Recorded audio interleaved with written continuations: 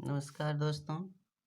आज हम लोग फिर से एक बार साइंस की उसी क्लास को आगे बढ़ाते हुए नए चैप्टर में आते हैं और आज का हमारा टॉपिक है प्रकाशिकी और इससे रिलेटेड जितने भी क्वेश्चन आए हैं एग्जाम्स में हम लोग उसे देखते हैं। ठीक, कह रहा है पहला क्वेश्चन, दूरदृष्टि दोष वाले व्यक्ति के संबंध में निम्नलिखित में से कौन सा सही नहीं है। व्यक्ति दूर के पिंडों को स्पष्टता देख सकता है, लेंस का नाभ्यंतर अधिक होता है, निकट से पिंडों का प्रतिबिंब रेटिना के पीछे फोकस होता है और इस दोष को ठीक करने में अवतल लेंस का प्रयोग होता है। तो इसमें क्या कहा है, कौन सा सही नहीं है, इसका मतलब ये क्या है, गलत है। ठीक है, उसमें किसका प्रयोग किया जाता है, उत्तल लेंस का। फिर क्या है, निकट, एक मैं आपको ट्रिक बता दूं, आपको याद रखना है। एक ट्रिक होता है नाडू, क्या होता है, नाडू। इससे आपको कभी कंफ्यूजन नहीं होगा। निकट, एन फॉर निकट और ए फॉर अवतल लेंस, डी फॉर दूर दृष्टि दोष और इसमें क्या होगा, उत्तल लेंस। तो याद रखना है कि निकट दृष्टि दोष में अवतल लेंस और दूर दृष्टि दोष में उत्तल लेंस। ठीक, निकट दृष्टि दोष दूर करने के लिए निम्न में कौन सा लेंस उपयोग में लाया जाता है। देखिए, अवतल लेंस, इसी को क्या कहते हैं, नतोदर। क्या कहते हैं, नतोदर। फिर आगे देखते हैं, निम्न में से किस रंग का सबसे लंबा तरंग दैर्ध्य है, हरा, पीला, नीला, लाल। तो क्या होगा, लाल। हीरा चमकदार दिखाई देता है, तो इसका कारण क्या होता है, पूर्ण आंतरिक परावर्तन। पढ़ने के काम आने वाले ग्लासेज किस प्रकार के लेंस से बनते हैं, उत्तल लेंस। किस प्रकार के लेंस से बनते हैं, उत्तल लेंस। कुल आंतरिक परावर्तन होता है जब प्रकाश जाता है हीरे से कांच में। किसमें जाता है, हीरे से कांच में। आगे क्या है, प्रकाशिक तंतु निम्न में से किस सिद्धांत पर कार्य करता है, अपवर्तन पर, प्रकीर्णन पर, व्यतिकरण पर या पूर्ण आंतरिक परावर्तन पर। तो यह क्या होगा, पूर्ण आंतरिक परावर्तन पर। साबुन के पतले झाग में चमकदार रंगों का बनना किस परिघटना का परिणाम है। तो यह किस परिघटना का परिणाम है, बहुलित परावर्तन एवं व्यतिकरण का, बहुलित अपवर्तन एवं परिक्षेपण का, विवर्तन और परिक्षेपण का, ध्रुवण और व्यतिकरण का। ठीक है, तो ये हमारा है दोस्तों, बहुलित परावर्तन एवं व्यतिकरण। खतरे के संकेतों के लिए प्रायः लाल प्रकाश का प्रयोग किया जाता है, तो इसका प्रकीर्णन सबसे कम होता है इसलिए। ठीक, टेलीविजन के संकेत सामान्यतः एक दूरी से आगे प्राप्त नहीं होते हैं, इसका रीजन क्या होता है, पृथ्वी की वक्रता के कारण। ठीक, दूरदर्शन प्रसारण में श्रव्य संकेतों का प्रेषण करने के लिए प्रयुक्त तकनीकी है आयाम माडुलन, आवृत्ति माडुलन, स्पंद कूट माडुलन या काल विभाग बहुसंकेतन। तो ये क्या है, आवृत्ति माडुलन। चश्मे की पावर होती है, तो ये होता है, धूप के चश्मे की पावर होती है 0 डायोप्टर। ठीक, आगे देखते हैं, सबसे कम वेवलेंथ या तरंग दैर्ध्य वाला प्रकाश होता है बैगनी। कौन सा होता है, बैगनी। और सबसे अधिक किसका होता है, लाल का। निम्नलिखित में से किसमें उच्चतम ऊर्जा होती है, नीला प्रकाश में। स्पष्ट दूरी की न्यूनतम दूरी क्या होती है, 25 सेंटीमीटर। और आगे क्या है, अस्त होते समय सूर्य लाल दिखाई देता है, तो इसका प्रमुख कारण होता है प्रकाश का प्रकीर्णन। आँख के निकट दृष्टि दोष को निम्न के प्रयोग से दूर किया जा सकता है, उत्तल लेंस, अवतल लेंस, बेलनाकार लेंस, समतल उत्तल लेंस। तो निकट दृष्टि दोष है, तो इसमें किसका प्रयोग होगा, अवतल लेंस का प्रयोग होगा। ठीक है, और फिर है क्षितिज के समीप सूर्य एवं चंद्रमा का की दीर्घ वृत्ताकार दिखाई देने का कारण है। तो इसका कारण क्या होता है? अपवर्तन। किसी तारे के रंग से पता चलता है उसके ताप का। किस बात का पता चलता है? उसके ताप का। पानी में हवा का बुलबुला वैसे ही काम करेगा जैसे करता है उत्तल दर्पण। ऐसे उत्तल दर्पण की तरह, सॉरी, अवतल दर्पण की तरह। जल के अंदर वायु का बुलबुला व्यवहार करता है। तो जल के अंदर वायु का बुलबुला अपसारी लेंस की तरह व्यवहार करता है। आगे देखेंगे, धूप से बचने के लिए छाते में रंग संयोजन निम्न में से कौन सबसे उचित है?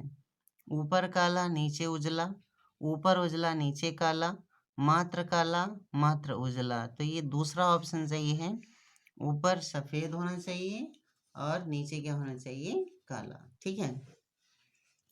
वायुमंडल में प्रकाश के विसरण का कारण है कार्बन डाइऑक्साइड, धूलिकण, हीलियम या जलवाष्प। तो इसमें कौन सा ऑप्शन सही होगा? धूलिकण। मृग तृष्णा का उदाहरण है, किसका उदाहरण है? पूर्ण आंतरिक परावर्तन का। इसी को मृग मरीचिका भी बोलते हैं। ठीक है। प्रकाश विकिरणों की प्रकृति होती है। तो प्रकाश विकिरणों की प्रकृति कैसे होती है? तरंग के समान, कण के समान, तरंग एवं कण दोनों के समान। तो यही ऑप्शन हमारा सही है। ठीक। खोज बत्ती में दर्पण जो प्रयुक्त होता है वह क्या है? नतोदर दर्पण, उन्नतोदर दर्पण, सादा दर्पण, इनमें से कोई नहीं। तो नतोदर दर्पण। फिर आगे क्या है? प्रकाश की गति किसके बीच न्यूनतम होगी? तो कांच, निर्वात, जल या वायु।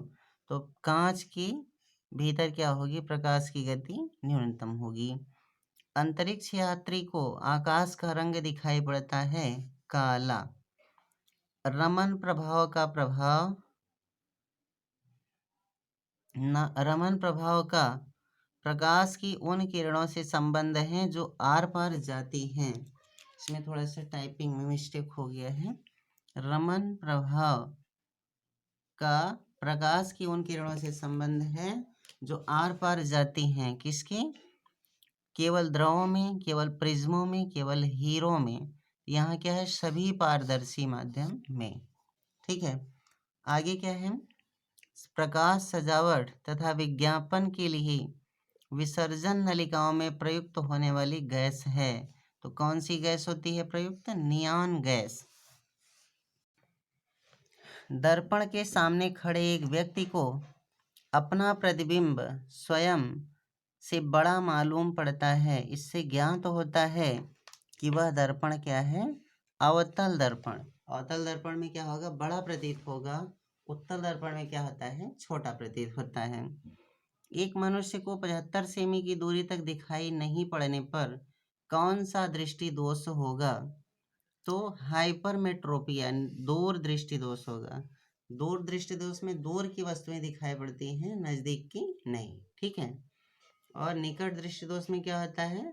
निकट की वस्तुएं दिखाई पड़ती हैं, दूर की नहीं। ठीक दोस्तों, थोड़ा सा फिर से ध्यान दें।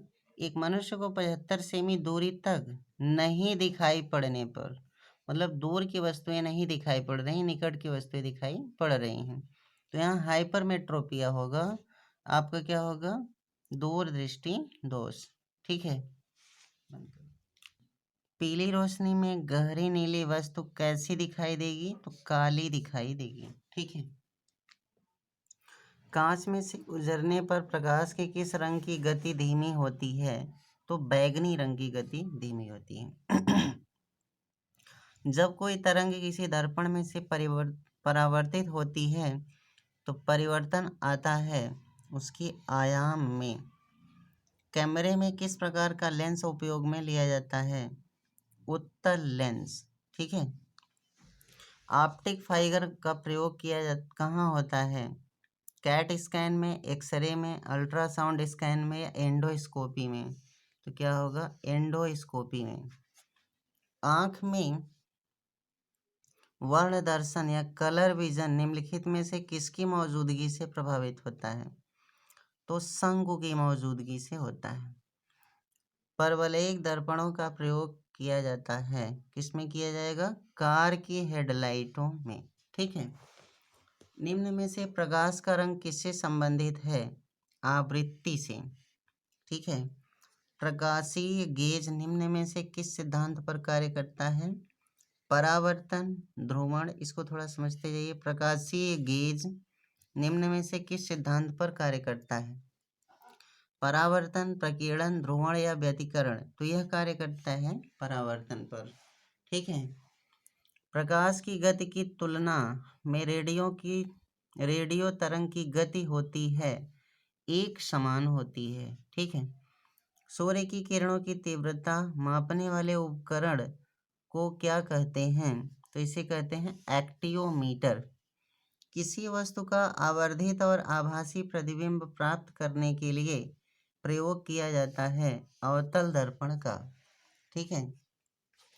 निम्न में से कौन सा सदा उस वस्तु की छोटी छवि बनाएगा जो उसके सामने रखी जाएगी? उत्तल दर्पण। ठीक। लेंस किससे बनता है? फ्लिंट कांच से। एक आवर्धक लेंस में होता है एक सरल उत्तल लेंस, उत्तल दर्पण, अवतल लेंस, अवतल दर्पण। कौन सा होगा? उत्तल लेंस। निम्न में से किस रंग की तरंग दैर्ध्य सर्वाधिक होती है? तो लाल रंग की। प्रकाश ऑक्सीकरण प्रक्रिया शुरू की जाती है प्रकाश द्वारा। ठीक है। परिदर्शी या पेरिस्कोप किस सिद्धांत पर कार्य करता है? तो इसे कहेंगे अपवर्तन, पूर्णांतरिक परावर्तन, विवर्तन या परावर्तन। तो यह परावर्तन के सिद्धांत पर कार्य करता है। एसआई पद्धति में लेंस की शक्ति का मात्रक क्या होता है? मीटर, ऑप्टर, वाट या डायोप्टर। तो क्या होगा? डायोप्टर। दंत चिकित्सक का दर्पण किस प्रकार का होता है? बेलनाकार, समतल, उत्तल या अवतल। तो यह क्या होगा? अवतल दर्पण। सबसे कम तरंग लंबाई वाली किरणें हैं एक्स किरणें, अल्फा किरणें, बीटा किरणें, गामा किरणें। तो कौन सा होगा? गामा किरणें। सर सीवी रमन को उनके किस कार्य के लिए नोबेल पुरस्कार मिला था? तो एक्स किरणों का अध्ययन के लिए, प्रकाश प्रकीर्णन के अध्ययन के लिए, कॉस्मिक किरणों के अध्ययन के लिए, कोई नहीं। तो प्रकाश प्रकीर्णन की किरणों के अध्ययन के लिए। ठीक है। आगे क्या है? प्रकाश परिक्षेपण का अध्ययन करने के लिए निम्न में से किस उपकरण का प्रयोग किया जाता है? सूक्ष्मदर्शी, दूरबीन, स्पेक्ट्रोमीटर या फोटोमीटर। तो क्या होगा? स्पेक्ट्रोमीटर। एक अवतल दर्पण से वक्रता केंद्र से जाने वाली किरण के लिए आपतित कोण होगा 90 अंश, 0 अंश, 180 अंश, 60 अंश। तो क्या होगा? 0 अंश। ठीक। एसआई पद्धति में लेंस की शक्ति की इकाई क्या है? तो एसआई पद्धति में लेंस की शक्ति की इकाई क्या है? डायोप्टर। निम्न में कौन मैग्नीफाइंग ग्लास की भांति प्रयुक्त होता है? तो उत्तल लेंस या अभिसारी लेंस। ठीक है। वर्णंधता का दोष किस लेंस के प्रयोग द्वारा दूर किया जाता है? अवतल लेंस, उत्तल लेंस, सिलेंडरी लेंस, कोई नहीं। इसमें से कोई नहीं होगा। आगे क्या है? छोटे रंगीन टुकड़ों से बनने वाले आश्चर्यजनक आकारों को देखने के लिए उपयोग में लाया जाने वाला यंत्र है कौन सा? कैलिडोस्कोप, बायोस्कोप, माइक्रोस्कोप, इंजीडिया स्कोप। तो क्या होगा? कैलिडोस्कोप। ठीक है। तो ये हुआ हमारा इम्पोर्टेंट 60 क्वेश्चन किससे?